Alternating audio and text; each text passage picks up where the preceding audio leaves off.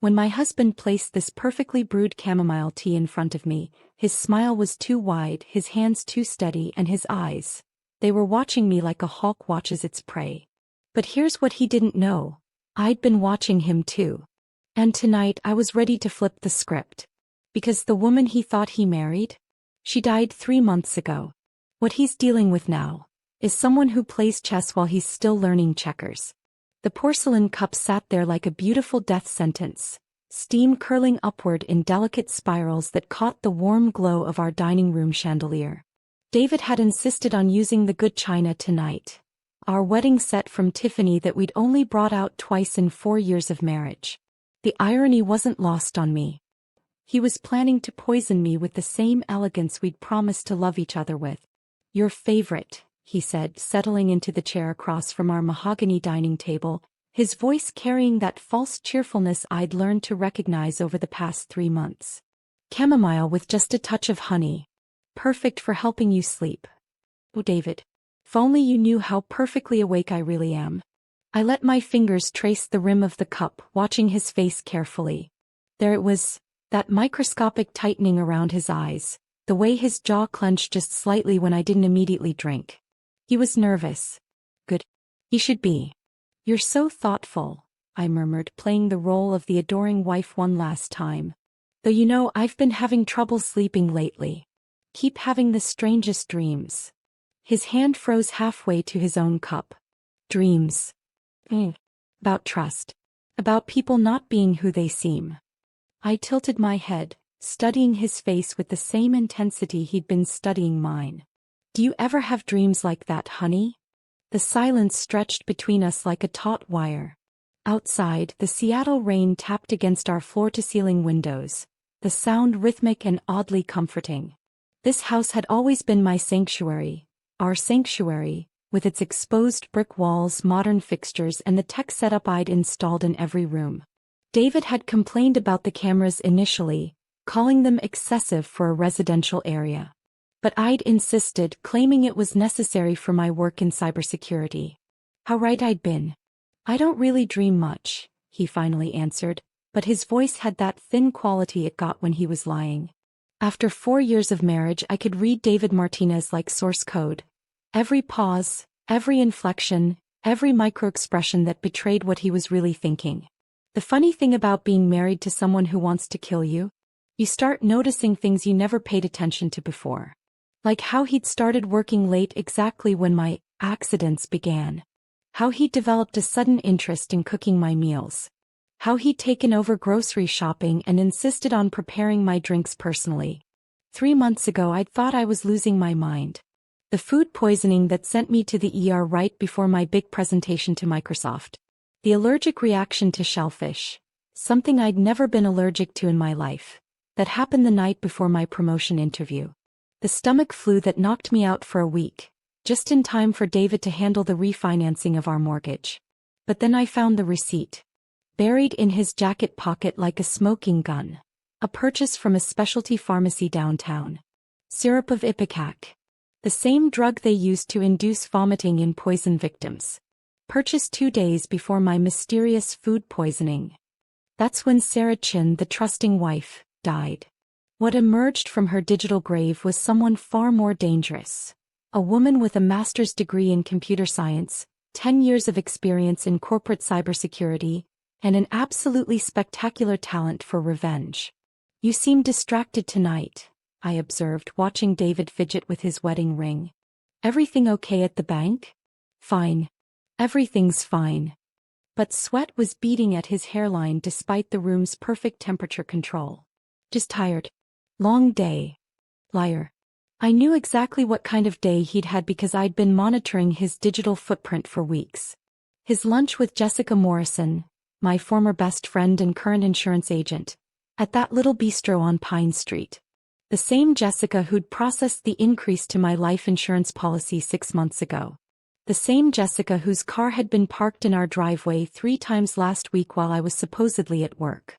The same Jessica who had no idea that her boyfriend was planning to frame her for my murder. I lifted the teacup toward my lips, watching David's entire body tense like a coiled spring. His breathing had become shallow, rapid. His hands were gripping his own cup so tightly I was surprised the handle didn't snap. "Wait," he said suddenly, his voice cracking. I paused, the cup an inch from my mouth. "What?" I just remembered. That tea might be too old. When did I buy that blend? The performance was getting sloppy. Desperation was making him careless, and careless criminals make mistakes. Fatal mistakes. "David," I said softly, lowering the cup but keeping my eyes locked on his face. "Is there something you want to tell me?" For just a moment I saw him. The real David. Not the loving husband or the successful investment banker, but the scared, greedy man underneath who decided that $2 million in life insurance was worth more than his wife's life. "No," he whispered. "Nothing at all." That's when I smiled.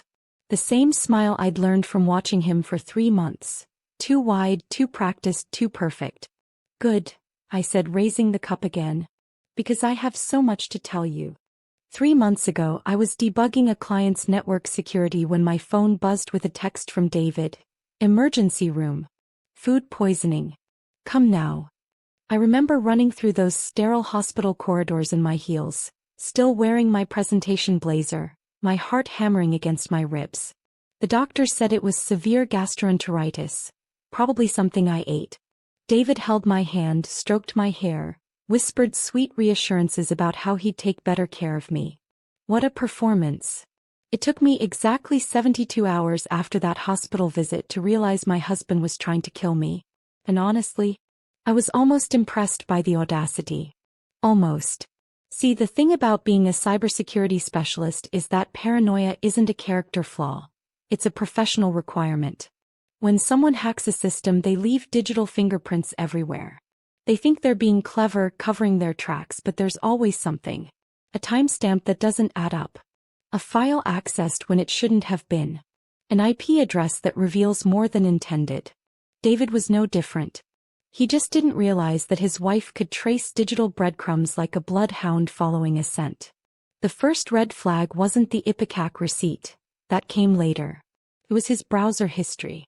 Now, most wives might snoop through their husband's phone looking for evidence of an affair. I cloned his hard drive while he was showering. 20 minutes with a USB drive and some specialized software I'd borrowed from work, and I had complete access to his digital life. What I found made my blood run cold, then boiling hot. David had been researching untraceable poisons for 6 weeks before my first mysterious illness. His search history read like a how-to guide for the modern murderer. Symptoms of natural food poisoning, how long do toxins stay in bloodstream, undetectable substances that cause vomiting, and my personal favorite, how to comfort grieving widower. The man was actually Googling sympathy techniques for after he killed me. But David's digital incompetence was just the appetizer. The main course came when I started monitoring his communications. I'd installed a keylogger on his laptop, a little program that records every keystroke. Completely invisible, completely comprehensive. Within a week, I had his passwords, his private emails, and access to accounts I didn't even know existed. That's when I met Jessica Morrison, digitally speaking. My former best friend had been sliding into my husband's DMs for 3 months, and their conversations were illuminating. Jessica wasn't just having an affair with David. She was actively helping him plan my demise. The policy pays double for accidental death, she'd written in an encrypted message app they thought was secure. Just make sure there's no pattern. Vary the methods. Jessica, sweet Jessica, who'd been my maid of honor, who'd helped me pick out my wedding dress, who'd celebrated every promotion with me over wine and girl talk. She'd increased my life insurance policy to $2 million without ever mentioning it. The betrayal was breathtaking in its completeness. But here's where David's plan revealed its fundamental flaw. He was thinking like a criminal, not like a target. He was so focused on execution that he never considered counter-surveillance. I spent the next 2 months becoming the student of my own murder. I documented everything. Every suspicious meal David prepared got photographed before and after. Every unexplained symptom was logged with timestamps and potential causes. I installed hidden cameras throughout our house. Not the obvious security system David knew about, but tiny virtually invisible devices that fed directly to encrypted cloud storage. The footage was magnificent. David carefully adding drops of something to my morning smoothie. David researching local emergency rooms and their response times.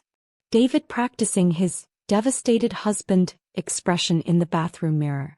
That last one almost made me laugh out loud.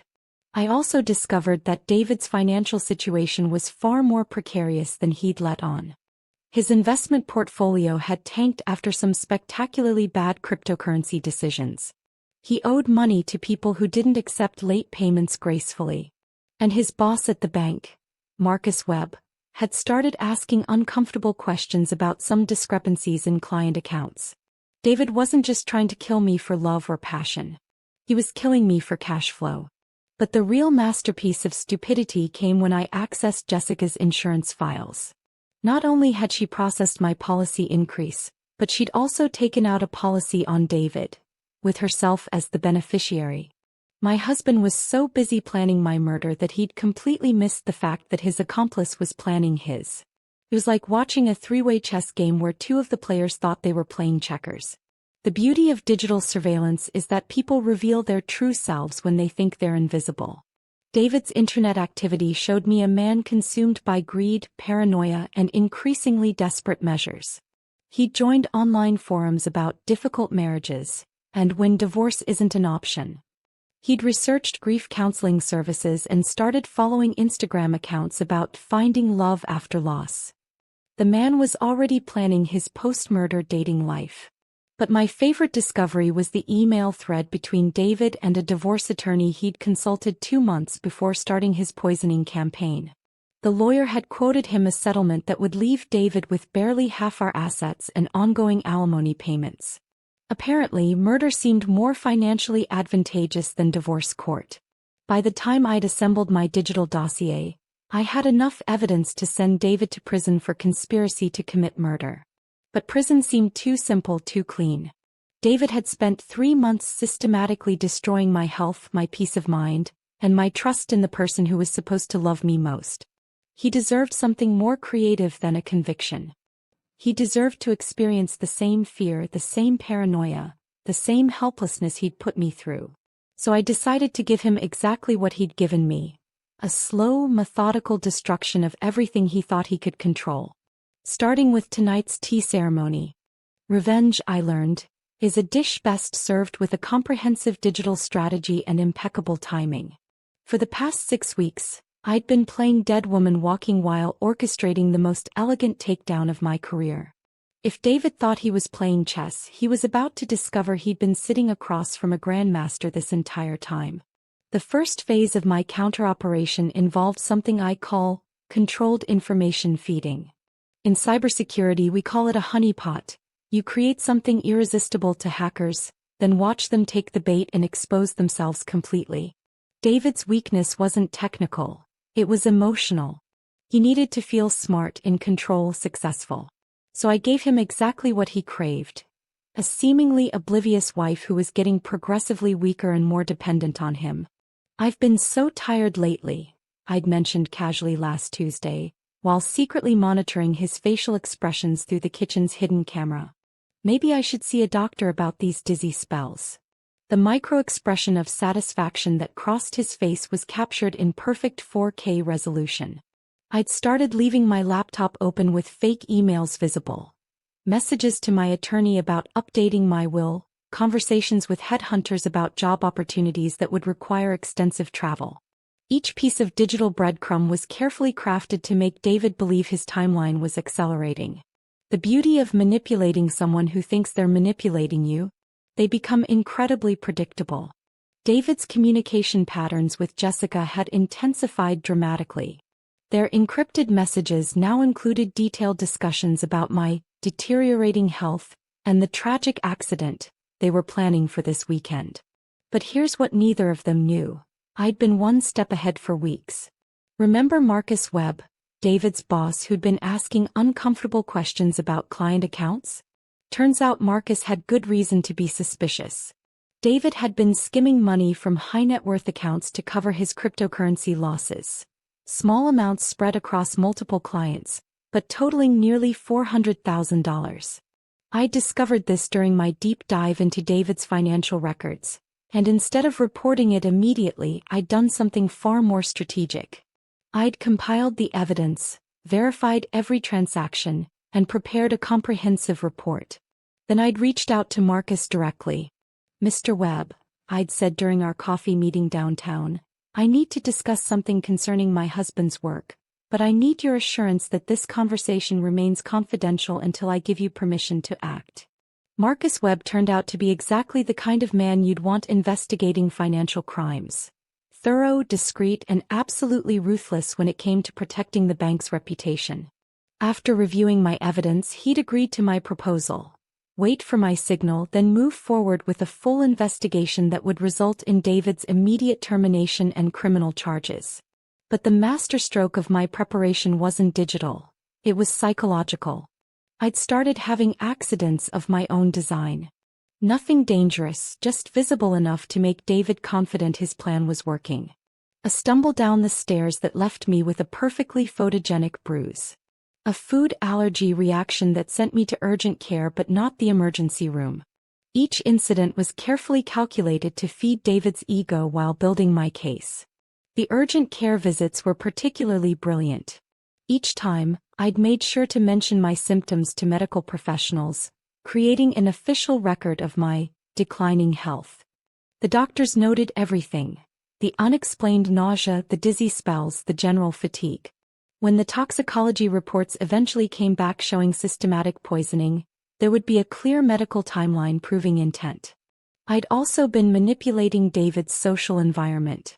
Casual mentions to our neighbors about his wonderful care during my health struggles.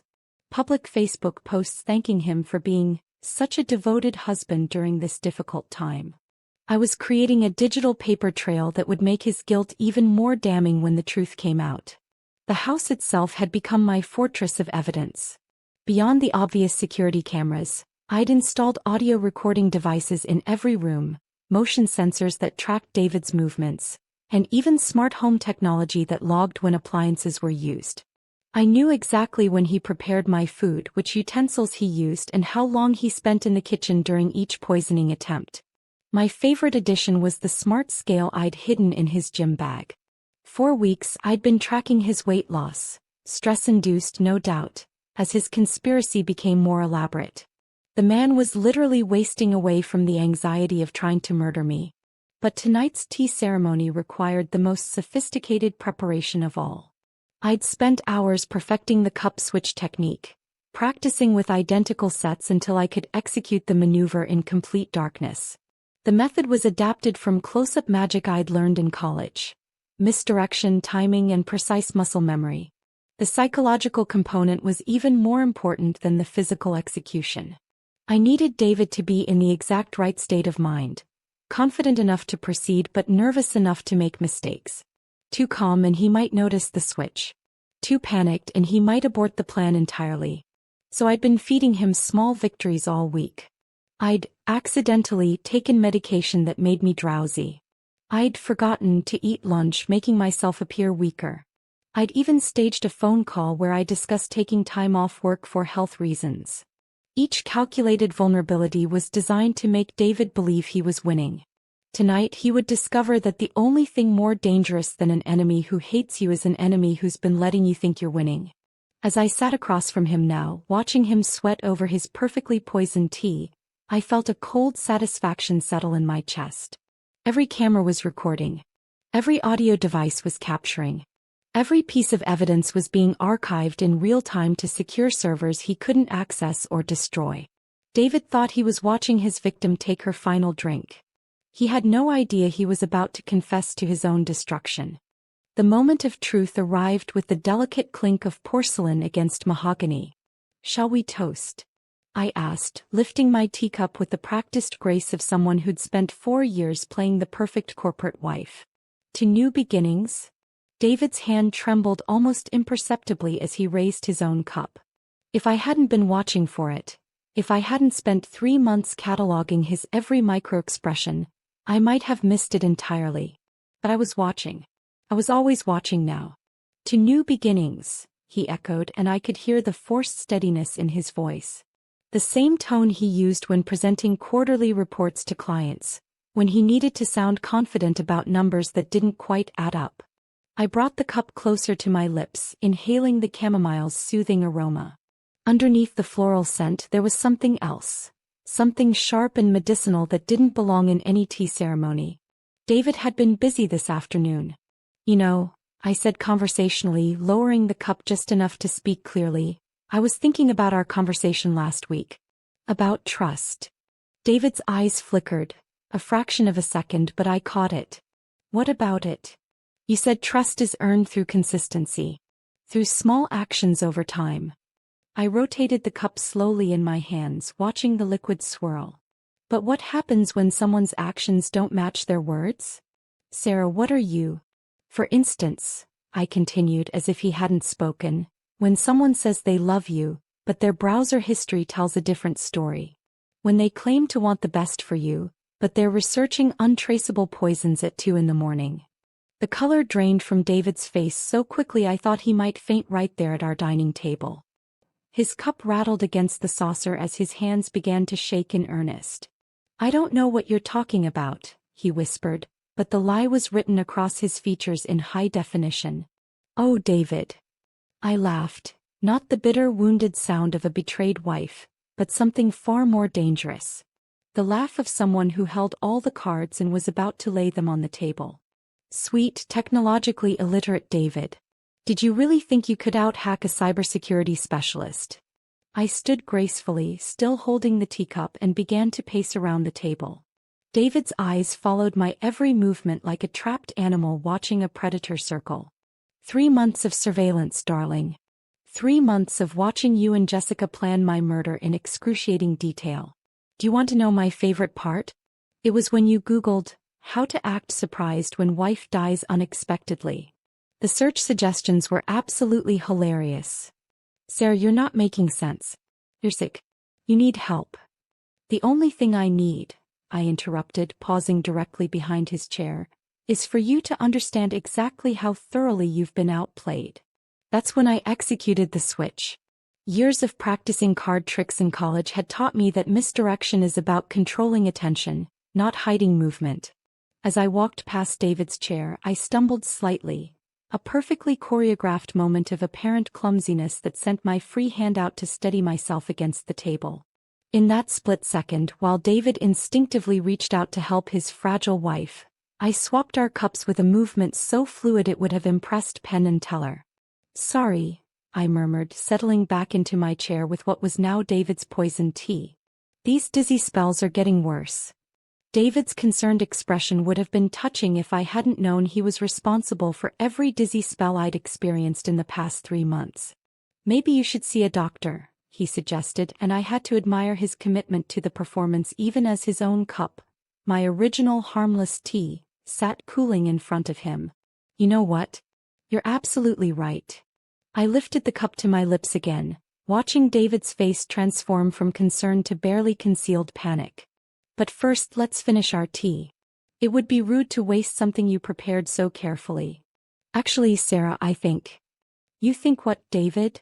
I took a deliberate sip, savoring not the taste, which was genuinely awful, but the look of absolute horror spreading across my husband's features. You think I shouldn't drink the tea you made specifically for me? David shot to his feet so quickly his chair toppled backward. Don't drink that. I paused, cup halfway to my lips, and tilted my head with mock confusion. Why not? Because, he stopped, realizing the trap he'd walked into. There was no way to explain his panic without admitting he'd poisoned the tea. Because what, darling? I set the cup down gently and folded my hands in my lap, the picture of innocent curiosity. Is there something wrong with the tea?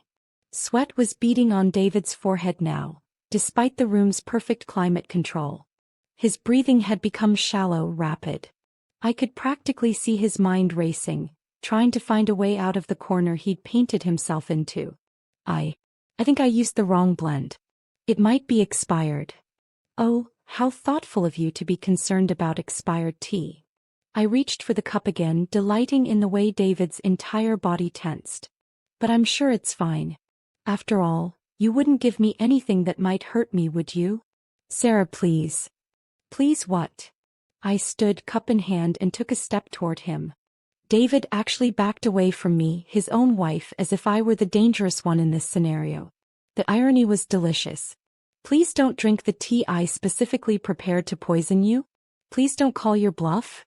Please don't expose the fact that you've been trying to murder me for 3 months. David's composure cracked completely. It's not what you think, he burst out, his voice cracking with desperation. I never meant, it was just supposed to make you tired.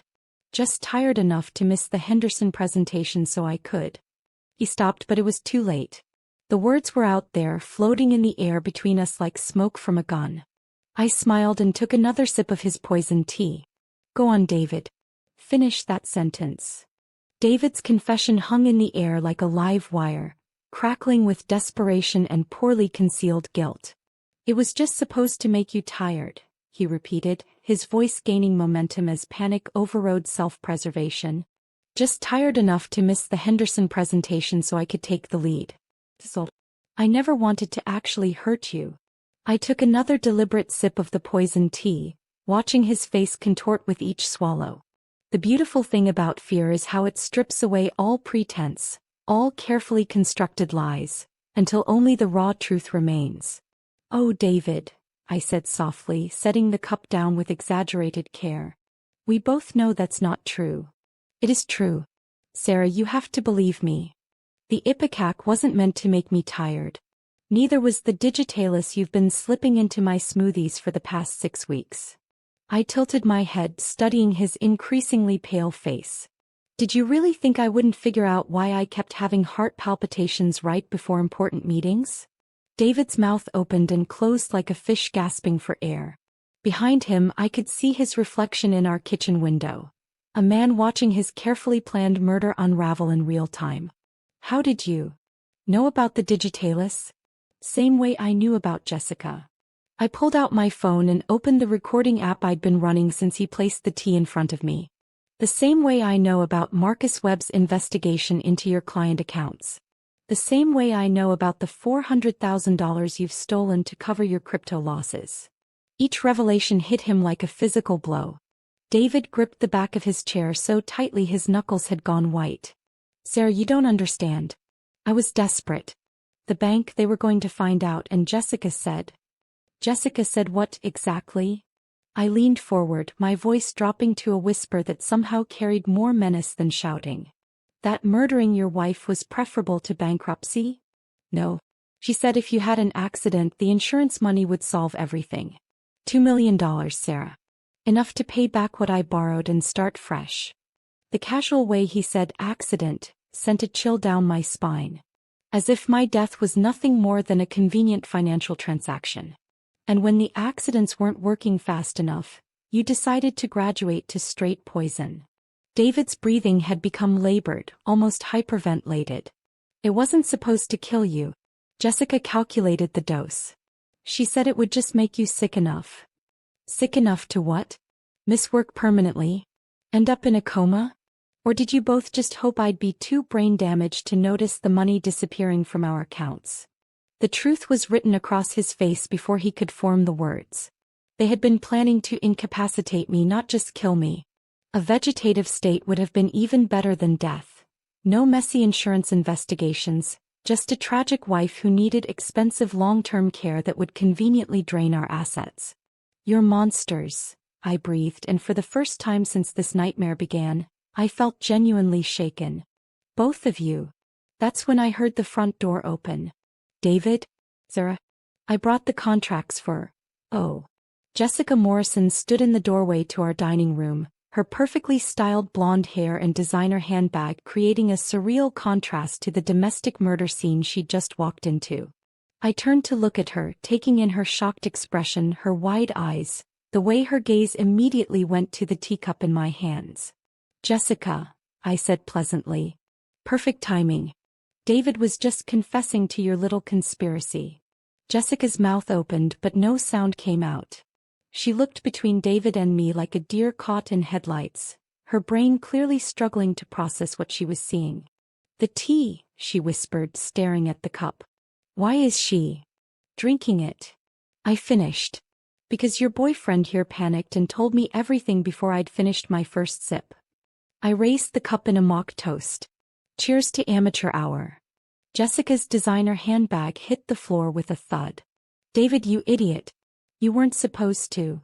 Supposed to what? I interrupted. Confess. Panic. Actually show some human emotion about murdering his wife. This wasn't the plan. Jessica's voice was rising, her carefully maintained composure cracking. You said you could handle this part. You said she'd never suspect. Well, surprise. I stood abruptly, still holding the teacup, and both of them actually flinched. Turns out the woman you've been trying to kill for 3 months has been recording every word you've said. I held up my phone, showing the active recording that had been running for the past 20 minutes. Every confession. Every admission. Every detail about dosages and timing and insurance payouts. My voice was steady, cold, completely in control. All of it admissible in court. Jessica's legs seemed to give out. She sank into the nearest chair, her face the color of ash. Sarah, you have to understand, she said, and I was amazed by how quickly she shifted into damage control mode. I never wanted to hurt you. But David, he was so desperate, and the money. The money you'd already decided to steal from him too? I pulled out my tablet and opened the file I'd prepared for this exact moment. Did you think I wouldn't find the life insurance policy you took out on David? The one with you as the sole beneficiary. The silence that followed was deafening. David turned to stare at Jessica with the slow, dawning horror of a man realizing he'd been played by someone even more calculating than himself. You were going to kill me too, he whispered. Jessica's face crumpled. It wasn't supposed to go this far.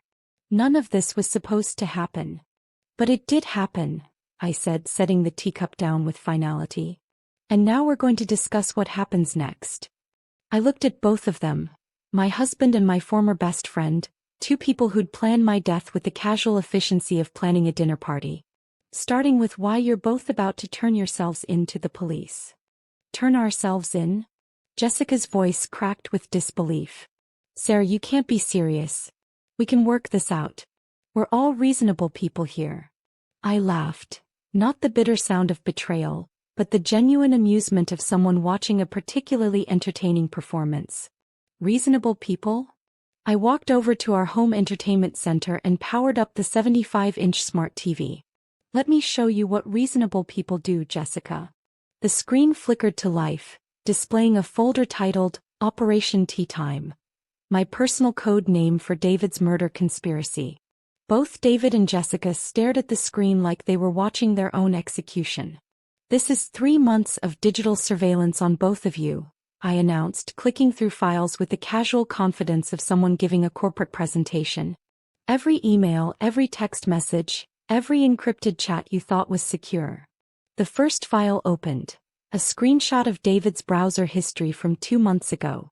The search terms were displayed in neat chronological order like a serial killer's to-do list. Let's start with your research phase, David. I used the laser pointer I kept for work presentations, because why not add some professional flair to destroying my husband's life? February 15th. How much digitalis is lethal? February 16th. Digitalis symptoms heart attack. February 17th. Natural causes death certificate requirements. David had gone from pale to green. Sarah, where did you get access to your browsing data? The same place I got access to your bank accounts, your email, and your pornography preferences, which, by the way, are disturbing even by cheating husband standards. I clicked to the next file. A comprehensive timeline showing David's location data, cross-referenced with my mysterious illnesses.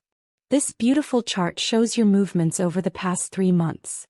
Notice how every red dot, representing times you were in our kitchen for more than 5 minutes, corresponds perfectly with the blue dots showing my emergency room visits. Jessica was staring at the screen with the fascination of a snake watching a mongoose. How did you compile all this? Professional habit, I said cheerfully. When you spend your career protecting companies from cyber attacks, you learn to document everything. The difference is, instead of protecting corporate secrets, I was protecting my life. I clicked to a video file and suddenly our kitchen appeared on screen. David carefully measuring drops from a small vial into my morning smoothie. This is from 6 weeks ago, I narrated. Note the precision. The careful measurement. The way you checked your phone timer to ensure optimal absorption rates. David's legs gave out. He collapsed into the nearest chair, staring at himself committing attempted murder in high definition. But Jessica was made of sterner stuff. That's illegal surveillance, she said, her insurance agent training kicking in. You can't record someone without consent in Washington state. Actually, I said, opening another file, I can record anyone in my own home who's committing a felony. State law is very clear on that. But thank you for demonstrating your complete lack of remorse. The next video file showed Jessica in our kitchen, reviewing a small notebook while David nodded along. This is you, Jessica, discussing optimal dosing schedules to ensure I'd miss specific work presentations. Note how you cross-reference my calendar with symptom onset times. On screen, Jessica's voice was crystal clear. If we time it right, she'll be too sick for the Henderson meeting, but not sick enough to go to the hospital. David can step in, get the credit, and boost his standing with the partners. Present-day Jessica watched her recorded self with growing horror. That's taken out of context. Context. I paused the video on a frame showing Jessica holding a syringe. What context makes this acceptable, Jessica? The context where my best friend and my husband decided my career was worth less than your convenience. I clicked through more files. Bank records showing David's embezzlement, insurance documents with forged signatures, and Jessica's secret policy on David's life. But here's my personal favorite, I said, opening a folder labeled The Jessica Files. Your insurance policy on David with you as beneficiary. Taken out 3 weeks ago, right after David's crypto losses hit $400,000. David turned to stare at Jessica with the slow horror of complete betrayal finally sinking in. You were going to kill me too, he whispered. The plan was elegant, I continued, enjoying the moment. Sarah dies of mysterious illness. David inherits everything but spiral into guilt and depression. David has a tragic accident, maybe a car crash after drinking too much at his wife's funeral. And Jessica inherits David's insurance money plus half his assets as his supportive friend, who helped him through his grief. Jessica's mask finally slipped completely. You don't understand the pressure I was under. My agency was failing, David owed dangerous people money, and you had everything. The perfect job, the perfect husband, the perfect life. Perfect husband? I gestured toward David, who was now hyperventilating into his hands. Jessica, this man was planning to poison us both. Your definition of perfect needs serious adjustment. That's when my phone rang. The caller ID showed exactly who I'd been expecting. Detective Rodriguez, I answered, putting the call on speaker. Perfect timing. Miss Chin, the detective's voice filled the room. We're in position outside your house. Are you ready to proceed? Both David and Jessica froze like deer in headlights. More than ready, I replied, never taking my eyes off their terrified faces. I have both suspects here with me, along with full confessions recorded on multiple devices. Sarah, David whispered, finally understanding the complete scope of his situation. You called the police before we even had our tea. I smiled, the same cold, calculating smile I'd learned from watching him for 3 months. David, I called the police 3 weeks ago. Detective Rodriguez has been building a case based on my evidence ever since. Tonight wasn't about getting your confession. I gestured toward the screens full of incriminating evidence.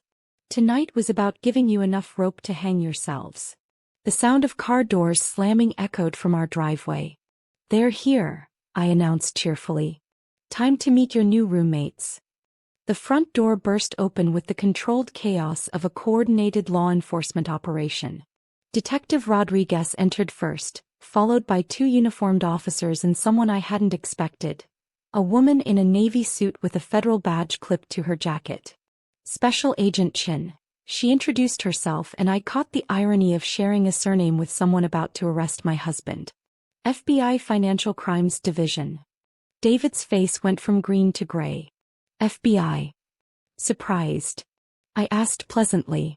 You shouldn't be. Embezzling $400,000 from a federally insured bank tends to attract federal attention. But Agent Chen wasn't looking at David. She was looking at me with the focused intensity of someone who'd been studying my case files for weeks. "Miss Chen," she said, "we need to discuss quantum dynamics." The room went dead silent. Even Detective Rodriguez looked confused, but I felt my blood turn to ice water. Quantum Dynamics was my biggest corporate client, a defense contractor specializing in cybersecurity systems for military applications. "What about quantum dynamics?" I asked carefully. Agent Chen opened her tablet and showed me a series of financial transactions. 3 weeks ago, someone attempted to hack into Quantum's classified defense contracts database. The attack was sophisticated, targeted, and came from an IP address registered to your home network. David looked up from his handcuffed position on our sofa, confusion replacing panic for a moment. "What are you talking about?" "Your wife," Agent Chen continued, "is the senior cybersecurity consultant for a company that holds contracts worth $50 million in classified government work. If she were to die or become incapacitated, those contracts would need to be reassigned." The pieces were clicking together in my mind like tumblers in a lock, and I didn't like the picture they were forming. "Someone wanted those contracts," I said slowly. "Not someone," Agent Chen corrected. "Someone with inside knowledge of your work, your schedule, and your security protocols. Someone who knew exactly when you'd be most vulnerable." She tapped her tablet again and a new file appeared. Financial records showing payments from a shell company to David's personal account. David Martinez received $25,000 2 months ago from Nexus Consulting Group, Agent Chen announced. Nexus is a front company owned by Marcus Webb. The name hung in the air like a toxic cloud.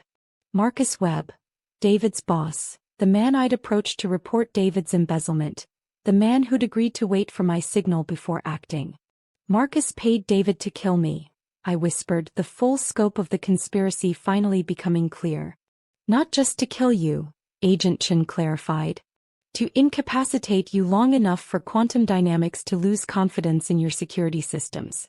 Once your reputation was destroyed, Marcus's consulting firm could swoop in and claim those lucrative government contracts."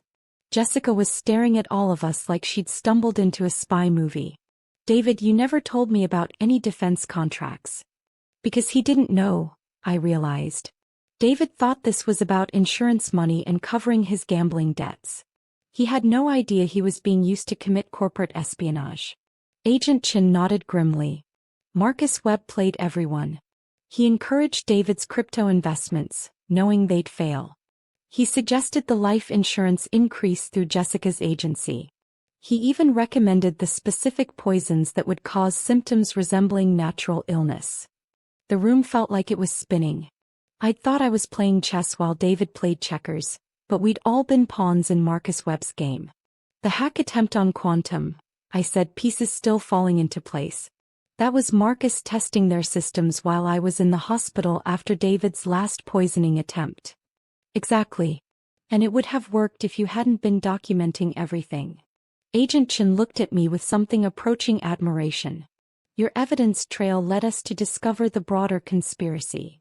Detective Rodriguez spoke up for the first time since entering. "We arrested Marcus Webb an hour ago at his office. He had detailed files on your work schedule, your client list, and financial projections for what his company would earn from your contracts." David was staring at all of us with the dawning horror of a man realizing he'd been completely manipulated. "He used me," he whispered. "All this time I thought it was my idea." "Marcus exploited your financial desperation and moral weakness," Agent Chen said bluntly. "But make no mistake, you're still responsible for attempting to murder your wife." Jessica cleared her throat from her position in handcuffs. "What about me? I didn't know anything about government contracts or corporate espionage. You processed fraudulent insurance policies and actively participated in attempted murder." Detective Rodriguez cut her off. "The corporate conspiracy doesn't make you less guilty. It makes you part of a larger criminal enterprise." Agent Chen turned back to me. "Miss Chen will need your full cooperation in prosecuting this case. Your evidence is crucial not just for the attempted murder charges, but for exposing a conspiracy that threatened national security. National security. My personal nightmare had become a matter of federal importance. There's something else, Agent Chin continued. We believe quantum dynamics wasn't Marcus's only target. We've found evidence suggesting similar schemes against other cybersecurity consultants working on classified projects. The scope was staggering. Marcus hadn't just wanted to destroy my life. He'd been systematically targeting professionals across the industry, using their personal relationships as weapons against national security. How many others? I asked. We're still investigating, but at least 6 other cases show similar patterns. Spouses with financial problems, sudden changes in behavior, unexplained illnesses affecting key personnel. I looked at David, collapsed on our sofa in handcuffs, and felt something I hadn't expected: pity. He'd thought he was saving himself with a simple insurance fraud scheme. Instead, he'd become a tool in a conspiracy that could have compromised military secrets. What happens now? I asked. Agent Chin smiled grimly. Now we make sure everyone involved faces the full consequences of their actions. And Ms. Chin? Your country owes you a debt of gratitude. As they led David and Jessica away, I realized that my personal victory had become something much larger. A blow against corporate espionage that threatened the security of everything I'd spent my career protecting. Sometimes the best revenge is accidentally saving your country while destroying your enemies. 18 months later, I stood in the boardroom of Chin Security Solutions. My company named after the woman who died in that kitchen and been reborn as someone infinitely more dangerous. The mahogany conference table reflected the Seattle skyline through floor-to-ceiling windows, and seated around it were the most powerful cybersecurity executives on the West Coast. We were discussing our latest contract, a $200 million deal to overhaul the Pentagon's entire digital defense infrastructure. The irony, I told my assembled team, is that David's attempt to destroy my career actually made me the most sought-after security consultant in the country. My assistant, Maya, smiled from her position near the presentation screen. Nothing builds credibility like surviving a federal conspiracy designed to destroy you. The room chuckled, the kind of knowing laughter that comes from people who understand exactly how close I'd come to losing everything. After the trials, my life had transformed in ways I never could have imagined. The FBI had needed an expert witness who could explain complex cybersecurity concepts to judges and juries, and my personal story, combined with my technical expertise, had made me the perfect candidate. I'd testified in 17 federal cases involving corporate espionage, and each appearance had enhanced my reputation. But the real victory wasn't professional, it was personal. Before we adjourn, I announced, I have some updates on our former friends. Maya clicked to the next slide, showing 3 prison mugshots that had become my favorite screensaver. David Martinez was sentenced to 25 years for attempted murder, conspiracy, and his role in the corporate espionage scheme. He's currently serving his time at Federal Correctional Institution Sheridan, where he's reportedly taken up gardening. I paused for effect. Apparently he's developed quite the green thumb with vegetables.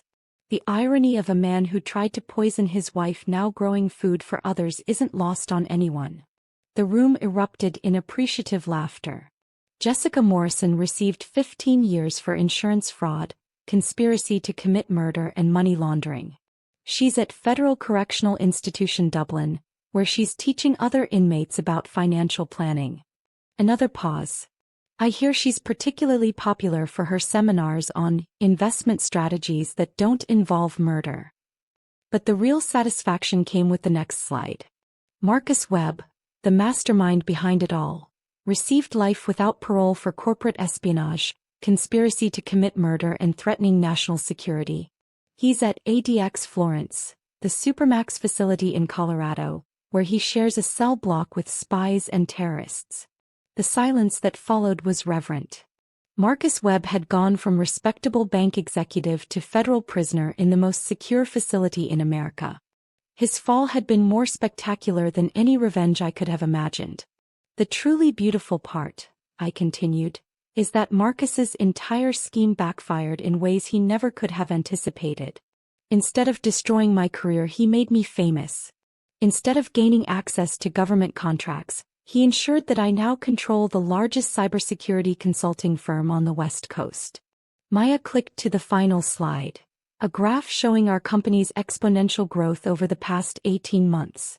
Chin Security Solutions now employs 847 people across 12 states.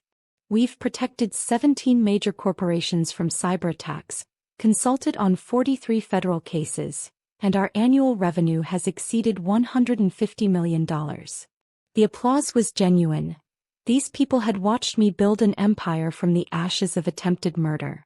But the real victory wasn't financial success or professional recognition. It was what happened last month when I'd received an unexpected visitor. I'd been working late in my downtown Seattle office when security announced that someone was there to see me. David Martinez in an orange jumpsuit and handcuffs, flanked by 2 federal marshals. He's asked to speak with you as part of his rehabilitation program, the marshal had explained. You're under no obligation to agree. I'd agreed, of course. I was curious to see what the man who'd tried to kill me had to say after 18 months in federal prison. David had looked smaller somehow, diminished by incarceration and the weight of his choices. His hands shook when he sat across from me in the secure conference room. Sarah, he'd begun, his voice barely above a whisper, I know I don't deserve forgiveness, but I needed to tell you something. I'd waited, watching him struggle with words that had probably been rehearsed for months. In prison I've had time to think about what I did, and I realized something horrible. I didn't just try to kill you, I tried to kill the person I fell in love with. The brilliant, strong, incredible woman who deserved so much better than what I became. The tears had been real, I'd realized. Prison had stripped away all his pretenses, all his justifications, leaving only the raw truth of what he'd done. I destroyed the best thing in my life because I was too weak to face my problems honestly. And the worst part is, I convinced myself I was doing it for us, for our future. I'd let him finish, then leaned forward across the table. David, I'd said quietly, you're right about one thing. You did kill the person you married. But you know what? She needed to die. The woman sitting across from you now is someone you could never have destroyed, because she learned that the only person you can truly trust is yourself. The conversation had lasted 20 minutes. But it had given me something I hadn't expected, closure. Not forgiveness, but understanding that David's weakness had actually been my strength. Now, looking around my boardroom at the empire I'd built from his betrayal, I felt something I'd never experienced before. Complete victory. There's one more announcement, I told my team. Next month, we're launching the Sarah Chin Foundation for Cybersecurity Education. We'll be providing scholarships for women entering the field, because if there's one thing I've learned, it's that the best defense against betrayal is economic independence.